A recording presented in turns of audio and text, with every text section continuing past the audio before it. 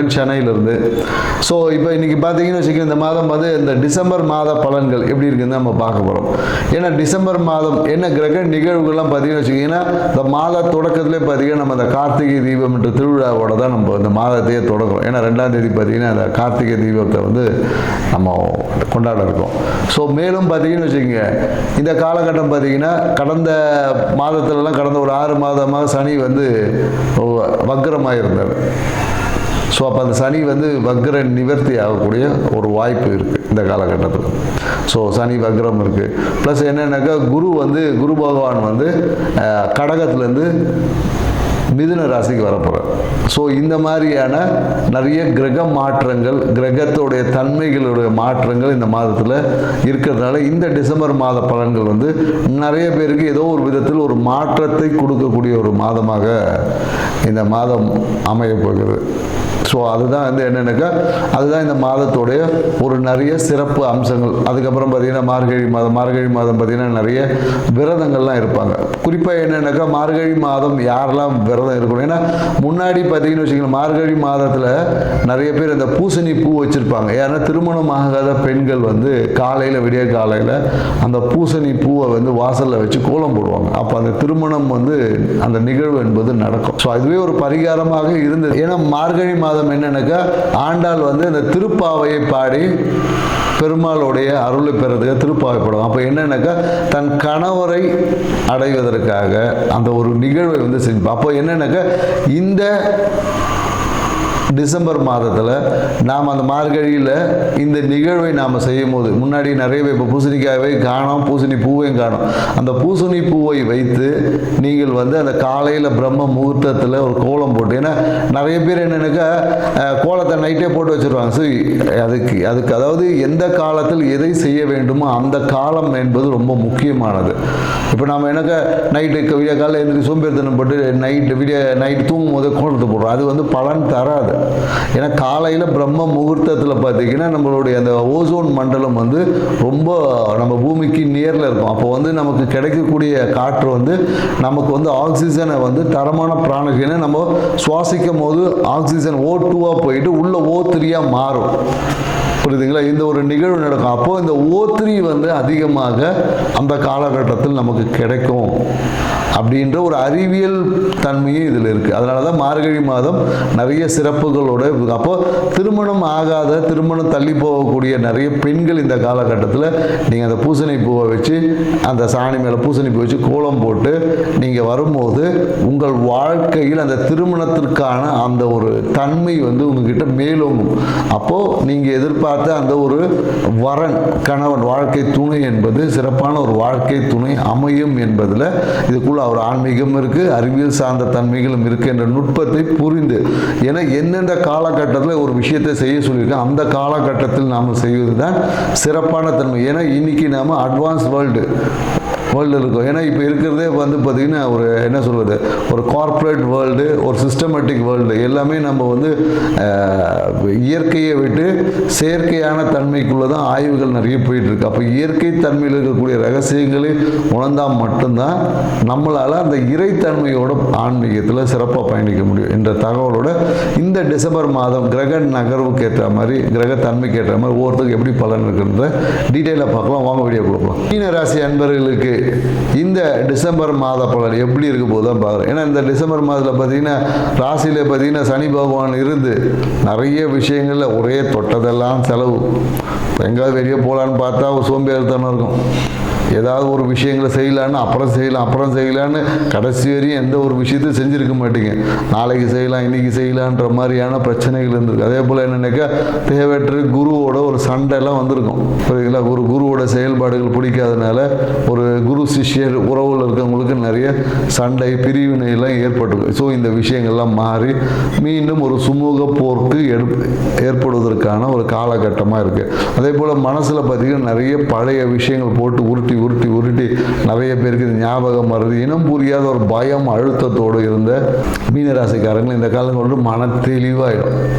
Okay, தொழில் சிந்தனை சிறப்பாக இருக்கும். ஸோ நாம் என்ன பண்ண போகிறோம், இப்படி தான் பண்ண போகிறோம்ன்ற ஒரு சிறப்பான சிந்தனை, செயலாற்றக்கூடிய ஆற்றல் இருக்கும். இந்த காலத்தில் என்னென்னாக்கா அபரிவிதமாக சொல்லுவாங்க 7.5 சனி அப்படின்வாங்க. 7.5 சனி 8.5 சனி எல்லாம் இப்போ ஒன்றும் பெருசாக வேலை செய்யாது. ஏன்னா மீன ராசிக்கு 7.5 சனி வேலையே செய்யாது, நற்பலனை கொடுக்கும். அதாவது வேலை செய்யாதுன்னா வேலை செய்யும், நல்ல விஷயத்தை கொடுக்கும், நிறைய முதலீடுகளை ஏற்படுத்தும், வெளிநாடு போகக்கூடிய வாய்ப்புகளை ஏற்படுத்தும், தொழிலில் லாபத்தை அதிகமாகும், 2ஆம் திருமணத்தை செஞ்சு வைக்கும்.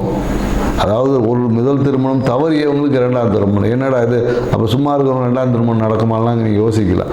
அப்படி இல்லை, 2ஆம் திருமணத்துக்காக காத்து இருக்கிறவங்களுக்கு 2ஆம் திருமண வாய்ப்பு இருக்கும். முதல் திருமணம் நடந்திருக்கிறவங்களுக்கு மகிழ்ச்சியான சூழல் ஏற்படும். கணவன் மனைவியெல்லாம் ஒரு டூர் போவாங்க, வெளிநாடு டூர் கூட போகிறதுக்கு வாய்ப்பு இருக்குது. இந்த காலகட்டத்தில் விரும்பிய இடங்களுக்கு பயணிக்கக்கூடிய, மனைவியை கூட்டுட்டு எங்கள் மனைவிக்கு பிடிச்ச விஷயங்கள் இல்லை கணவனுக்கு பிடிச்ச அந்த விரும்பிய இடங்களுக்கு பயணங்கள் செய்வதற்கான வாய்ப்புகள் எல்லாமே இந்த காலகட்டம் மீனராசிக்கு போது அபரிவிதமான நன்மைகள் அப்படி சொல்லக்கூடிய விஷயங்கள் இருக்குது. இஷ்டம் போல் தொட்டதெல்லாம் ஜெயிப்போண்டா அப்படின்ற மாதிரி எடுத்த காரியங்கள் எல்லாமே ஜெயிக்கிறன்னும் போது அப்புறம் வாழ்க்கையை வெற்றியை நோக்கி பயணமாக தானே இருக்குது. அதே போல் எனக்கு நிறைய பேருக்கு இந்த தொழில் சார்ந்த சிந்தனை, வருமானம் சார்ந்த சிந்தனை, இது எல்லாமே மேலும் கடந்த காலத்தில் எனக்கு பணம் வரவு என்ன பண்ணால் காசு வரும்னே தெரியாமல் முழிச்சிட்டு இருந்திருப்பேன். இப்போல்லாம் என்னக்கா இதை பண்ணால் காசு வரப்போகுது, நான் பண்ண போகிறேன் அப்படின்ற ஒரு எண்ணம். ஏன்னா குருவோடைய ஆசீர்வாதம் உங்களுக்கு கிடைக்கும். குரு உங்களை பார்க்கல, குரு பார்வை இல்லைன்னு சொல்லுவோம். ஆனால் மறைமுகமான குருவோட செயல்பாடுகளால் உங்களுக்கு நன்மைகள் இருக்கும். அதே போல் என்னக்கா தந்தையோட பரிபூர்ண ஆசீர்வாதம் கிடைக்கும், தந்தையோட முழு ஒத்துழைப்பு இருக்கும். இந்த காலகட்டத்தில் நீங்கள் எடுத்த முயற்சிகள் எல்லாமே தந்தையோட ஆசீர்வாதம். அதே போல் எனக்கு நிறைய பேர் அந்த காவல் தெய்வங்கள் இஷ்ட தெய்வமாக கும்பிட்டு இருப்பாங்க, அவங்களுக்கு எல்லாமே நன்மையை கொடுக்க முடியும். அந்த தெய்வத்தை முன்னிறுத்தி செய்யக்கூடிய அனைத்து விஷயங்களும் வெற்றியின் வருமானத்தை ஈட்டக்கூடிய வெற்றியின் பாதையே ஒரு சைடு இருந்தாலும் அதன் மூலமா நினைத்த காசு வரும். எனக்கு 100 ரூபா வரணும்னா 100 ரூபா வரும். அந்த மாதிரியான நிகழ்வை நோக்கி உங்களை நகர்த்தக்கூடிய ஒரு காலகட்டம் தான் இந்த காலகட்டம் இருக்கு. ஆனால் எனக்கு இவ்வளவும் இருந்தாலும் இந்த காலகட்டத்தில் எனக்கு துடை பகுதியில் எங்கேயாவது ஏதாவது ஒரு அடிபடுறது இந்த மாதிரியான விஷயங்கள் இருக்கும். ஏன்னா நல்லது நடக்கும்போது நம்ம பெருமையை பீத்திப்போம் இல்லையா, பெருமை பீத்திக்கிறன்ற பேர் உங்கள் வாய் தான் இப்போ உங்களுக்கு பிரச்சனை. வார்த்தையில் ரொம்ப கவனம் இருக்கும், பேசக்கூடிய வார்த்தையில் ரொம்ப கோபமாக பேசுவாங்க, கோபமாக அடுத்தவனை குறை சொல்லி திட்டுறது இந்த காலத்தில் அதுவே உறவை பிரச்சனையாக்கும். வருமானத்தில் அதிகமாக பேசுனீங்கன்னாவே இந்த காலத்தில் காசு வராது. அதனால் எனக்கு பேச்சை குறைக்கணும். மீனராசிக்காரன் இந்த காலத்தில் பேச்சை குறைச்சிக்கணும். அதுவும் என்னென்னாக்கா தேவையற்ற குடும்பத்தை பற்றி உங்களுடைய வருமானத்தை பற்றி எனக்கு இப்படி இருக்கு அப்படி இருக்குன்னு ஏதாவது சொன்னீங்கன்னாவே காசு வராது. ஸோ அதனால் இந்த காலத்தில் பேச்சை பற்றி வருமானத்தை பற்றி பேசுகிறே குறைச்சிக்கணும். ஸோ என்னென்னாக்க தந்தைக்கு இந்த காலத்தில் அப்பாவுக்கு பார்த்தீங்கன்னா ஏதாவது ஒரு மருத்துவ சிகிச்சை ஏற்படுவதற்கான வாய்ப்பு இருக்குது. ஸோ அந்த மருத்துவ சிகிச்சை செய்வதன் வழியாக உங்களுக்கு இந்த காலகட்டத்தில் உங்களுக்கு பொருளாதார வளம். நீங்கள் அப்பாவுக்கு போயிட்டு நான் போயிட்டு சும்மா அப்பா வயசில் இருக்கிற எனக்கு அப்பா இல்லைங்க என்னங்க பண்ண அப்பா வயதில் இருக்கிறவங்கள போயிட்டு கொண்டு போவாங்க ஏதாவது மருத்துவம் கேட்குறாங்களா அவங்களுக்கு தேவையான உதவிகளை செஞ்சு பாருங்கள். உங்களுக்கு வருமானம் இன்னொரு சைடு டபுள் என் வருமானம் இருக்குது, வருமானத்துக்கு தான் நான் முக்கியத்துவம் கொடுப்பேன் இருக்கக்கூடாது. ஸோ நீங்கள் செய்யக்கூடிய அந்த உதவி என்பது உங்கள் வருமானத்துக்கு. ஏன்னா இயற்கையும் இறைவனும் நமக்கு ஏதோ ஒரு விதத்தில் நம்ம எனக்கோ கடவுள்கிட்ட வேண்டி இருப்போம்.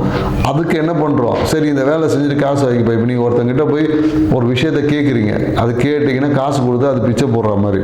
அதே இப்போ இந்த மரத்தை வெட்டு இல்லை இந்த செடியை வெட்டு ஒன்று அவர் கொடுக்கணும், அது வேலை செய்து பணம் வாங்குவது. வேலை செய்யாமல் வாங்கினா தான் நமக்கு ஏதோ தர்மமாக செய்கிற மாதிரி இருக்குது. வேலை செய்யறதுக்கான கூலின்றது தாராளமாக கிடைக்கும். ஸோ அதனால் என்னக்கா இந்த காலகட்டத்தில் நீங்கள் செய்யக்கூடிய வேலை வேலையினால் வருமானம் இருக்குது, வேலையில் எதிர்பார்த்த விஷயங்கள் இருக்குது, வேலை ரீதியாக நீங்கள் எடுத்த முயற்சிகள் எல்லாமே வெற்றியிடும், வேலையில் லாபம் இருக்கும், திடீர்னு அதிர்ஷ்டமாக இருக்கும். திடீர்னு ஒரு இடத்துல 10,000 ரூபா கிடைக்கும்னு செஞ்ச வேலையில் பார்த்தீங்கன்னா 1 லட்ச ரூபா கூட கிடைக்கும். ஏன்னா இன்னொரு வேலை கொடுப்பாங்க, நீங்கள் செய்த வேலை ரொம்ப சூப்பராக இருக்குன்னு சொல்லிட்டு அந்த இடத்துல இந்த வேலையும் சேர்த்து செய்ப்பேன் நான் 1 லட்ச ரூபா கொடுக்குறேன்னு சொல்லி அப்படி தான் வருமானம் இருக்கும். வேலை செய்யும் போது 10,000க்கு 1 லட்ச ரூபா யாரும் கொடுக்க மாட்டாங்க. நீங்கள் வேலை செய்த வேலை அவங்க திருப்தியாகி அந்த வேலை இந்த வேலையும் சேர்த்து செய்யுன்னு சொல்லி அதிகமான இன்னொரு வேலையும் சேர்த்து கொடுத்து உங்களுக்கு 1 லட்ச ரூபா அந்த இடத்துல கிடைக்கும். ஸோ அதனால் இந்த காலத்தில் நீங்கள் எடுத்த தொழில் ரீதியான தேவையான முயற்சிகள் எல்லாமே நீங்கள் எதிர்பார்த்த அந்த பிளான் பண்ண காசு உங்களுக்கு முழுமையாக கிடைக்கும். ஸோ அதனால் இந்த மாதம் மீனராசிக்காரங்களுக்கு மிக அதிர்ஷ்டம் நிறைந்த மாதமாக இருக்குது. ஆனால் பேச்சை கண்ட்ரோலாக வச்சுக்கோங்க. உங்கள் வாயில் தான் பிரச்சனை. ஸோ பேச்சு சரியாக இருந்தால் உங்கள் வாழ்க்கை அதிர்ஷ்டமாக மாறும். நன்றி, வணக்கம்.